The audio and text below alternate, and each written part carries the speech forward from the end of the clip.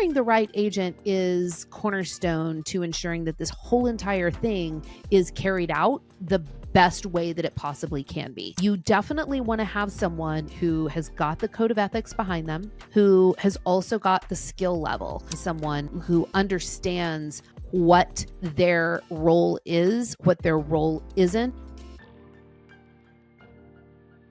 So why do you need to have a certified divorce real estate expert handle the sale of your home? That is a great question, because a lot of times people are like, it's just a house. Why can't you just sell it? Anybody can do that. So couple things. Number one is understand first and foremost that the sale of the house in a divorce case, a lot of times it's sort of seen as just a function of the case. It is just like, we got to check that off the list. And yet when the time comes, it is one of the most emotionally charged parts of a case. It is a big milestone to have the house sold. It is the biggest source of funds. Usually the equity in the house is oftentimes the largest liquid funds that the couple's going to have in order to pay off their debts, including their attorney, and to start their new life, to obtain new housing, to pay for their kids' college, whatever it is.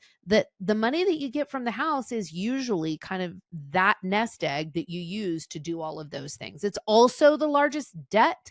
The mortgage is oftentimes the largest debt that the couple has. So once that house is sold, it's going to free up a lot of money and debt. But when it comes to the emotional piece of it, either you've got someone who wants to have this sold yesterday, it's a big albatross to them, or you have someone who does not want this sold. I get clients that tell me, you're going to have to drag me out of here feet first. And most of the time I've got one of each. So it is a very emotional thing. When you bought the house, you didn't think that it was going to end up this way, understandably. You've got a lot of memories that went on in the house, good, bad, whatever. And if you have children, I mean, you're uprooting everything that they know is normal. They may have to attend different schools. You may have to shop at different stores. If they've got neighborhood kids, they ride bikes around, the local park. All of these things are just completely changed. So, and many times there's so much going on in the life of the family that they don't oftentimes realize what an upheaval the sale of the house is until they get to it. So, it is a very unfortunate thing oftentimes, but if it's done correctly and done well, then you'll be set up to rebuild much faster and much more healthily. So hiring the right agent is cornerstone to ensuring that this whole entire thing is carried out the best way that it possibly can be. The agent has a lot of ability to really torpedo your future, to torpedo how the house is sold, if it's even adequately sold. And the agent also has the ability to ensure that your equity is maximized and that there has been a lot of stress that has been relieved and the process is smooth. So you want someone who truly understands all the ins and outs. This is not something that we in real estate school are taught. How do we handle the sale of a property that's in litigation, where two of our clients don't see eye to eye, and where we've got attorneys? Sometimes we have restraining orders. We've got court orders that dictate certain terms of how we conduct. None of this is something that realtors are trained in how to do unless they've gone through the training to become a certified divorce real estate expert. It's very important that you have someone that also understands, how to be neutral, how to mitigate conflict, how to prevent conflict, because every single time there is a piece of conflict and your attorney has to get involved, it's going to cost you money. If you've ever hired a lawyer, you know all too well that you get a bill every time they do any kind of work on your case. So if as a realtor, if I can do my job effectively and I can ensure that mitigate the amount of conflict that we have, or I can even resolve conflict between you and your spouse as it relates to the sale of the house, then that means we're not going to have to involve the attorneys or the court. So you want somebody who knows how to do that and understands that. I've got a case literally right now that I'm the third realtor. They hired realtor number one for 6 months. It didn't go anywhere. They hired realtor number two for another 6 months. That didn't go anywhere. And now I'm on the case. They have had to go into court no less than 10 times this past year because of real estate issues, including to replace the listing agent. How much money did that cost? I cannot imagine. Not to mention the fact that they're still living in this, it's honestly, it's a toxic environment.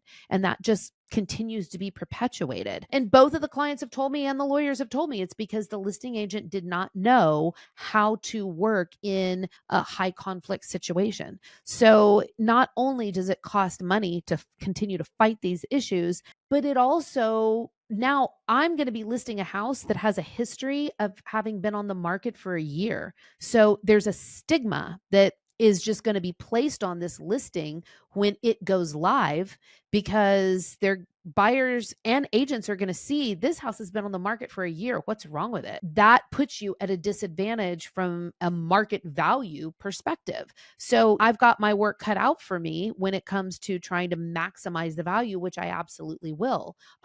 There was a case also not too long ago where I had an attorney that explained to me their client wanted to, they insisted on hiring their own agent. It was an agent that they had worked with in the past. So they hired this other agent, and the house it was worth somewhere around 1.3 million. And this other agent convinced them to sell it to an investor for $1 million. So this agent really capitalized on the fact that they really wanted to get this thing sold quickly. And she said, you know what? I've got an investor who can come in. You won't have to have any showings. I will represent the investor as well. It's going to be so easy and so smooth. And they're going to pay all cash. You don't have to make any repairs. And so the agent double-ended. That's what we call it when an agent represents a buyer and they have a seller. So the agent double-ended this divorce deal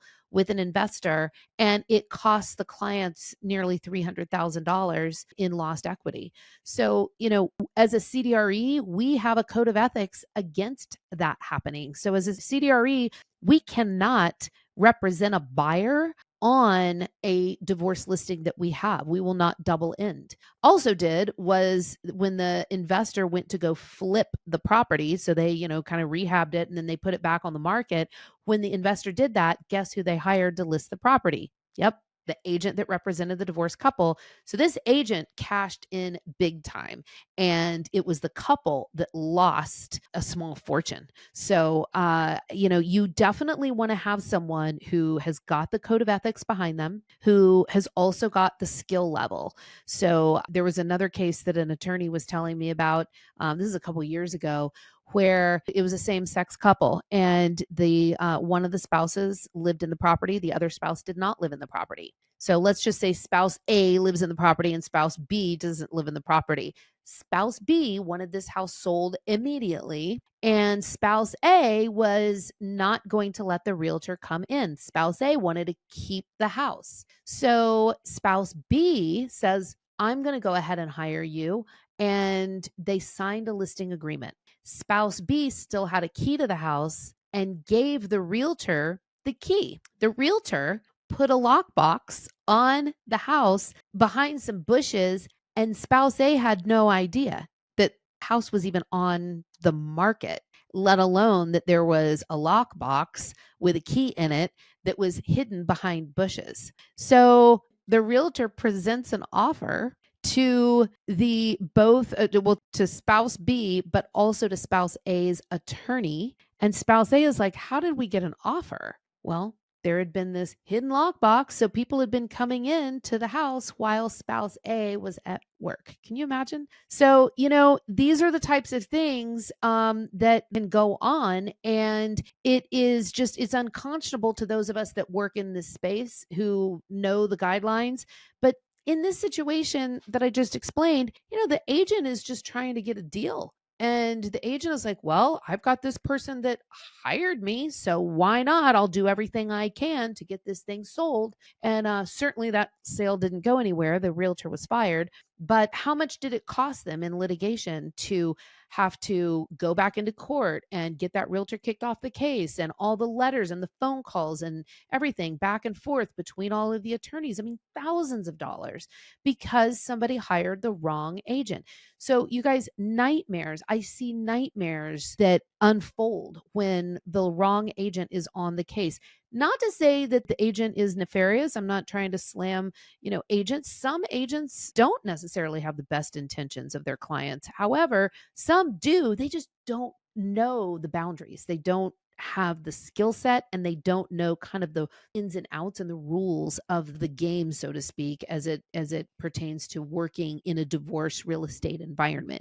So you definitely want to have someone who understands what their role is, what their role isn't, and somebody who can really facilitate it, especially if you're in a high conflict. If you've got restraining orders, we as realtors get asked all the time by the restrained person to let them in the home. They say, you work for me, you have a key to my house, and I'm on title to the property. I need you to let me in that house. We get that all the time. And if it's an agent who doesn't know any better, then they could easily let a restrained person come inside the home. We have to know these things. We also have to have safety measures in place because we do deal in high conflict and violent situations. So what happens when we hold an open house and maybe the spouse that lives in the home is terrified that they're going to have, a violent spouse get into the home? So we have to be very aware of these types of things. And we also have to ensure that we have some privacy. A lot of times I'll go to list a home and, maybe another woman has moved in. Maybe it's the man that lives in there and his girlfriend is now living in the property and doesn't want the out spouse to know that he's got someone else living there. So, we need to make sure that we are respectful and we don't necessarily take pictures of the closet or whatever it is, so long as it is not going to interfere with the sale of the house. As an agent, we're privy to a lot of intimate information. We go to the house, we see the closets, we see all of, their personal belongings. We also know their schedule because we've got to coordinate showings and inspections and all of these things. So we get pretty intimately involved with the party that lives in the house, and we have a lot of knowledge about what's gone on in there and what is going on in there. And they may not want the other spouse to know, and we may have an out spouse that is very, very nosy. They know we know, and so they ask us and pump us for information all the time.